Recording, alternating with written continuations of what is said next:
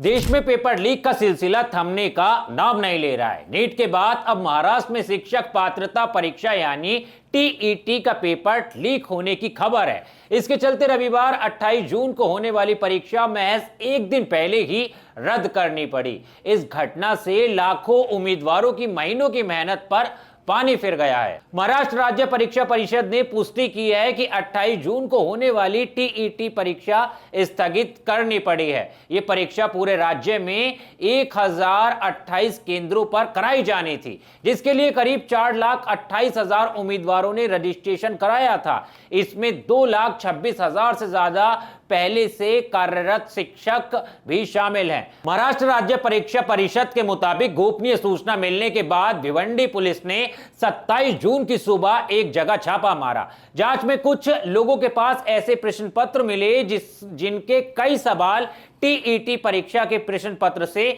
Mail खाते थे। इसके बाद भिवंडी पुलिस स्टेशन में मामला दर्ज किया गया और परीक्षा तत्काल रद्द करने का फैसला लिया गया। सबसे बड़ी बात यह है कि हाल ही में नीट परीक्षा में सामने आई गड़बड़ियों को देखते हुए परिषद ने टीईटी परीक्षा के लिए बेहद कड़े सुरक्षा इंतजाम करने का दावा किया था। इसके बावजूद पेपर लीक हो गया। इस घटना के बाद विपक्ष ने राज्य सरकार पर तीखा हमला बोला है। कांग्रेस ने बीजेपी सरकार को पेपर लीक सरकार बताते हुए कहा है कि अब कोई भी परीक्षा सुरक्षित नहीं रह गई है। विपक्ष का आरोप है कि लगातार हो रहे पेपर लीक से युवाओं का भविष्य अंधकार में धकेला जा रहा है। वही परीक्षा की तैयारी कर रहे उम्मीदवारों में भी पेपर लीक को लेकर भारी नाराजगी है। कई छात्रों का कहना है कि उन्होंने महीनों मेहनत की है, छुट्टियां छोड़कर तैयारी की, लेकिन एक बार फिर सिस्टम की लापरवाही का खामियाजा उन्हें भुगतना पड़ रहा है। शिक्षकों के संगठन ने भी इस घटना की कड़ी निंदा की है।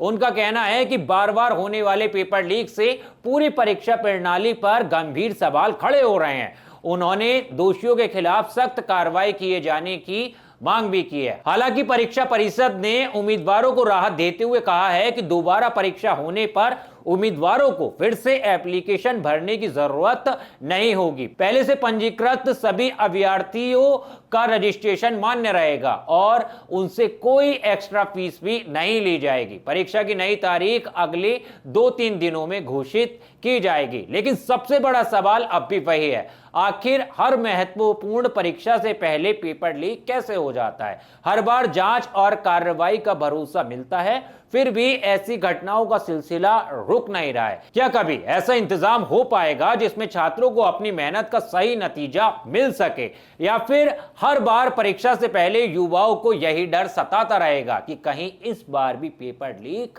ना हो जाए?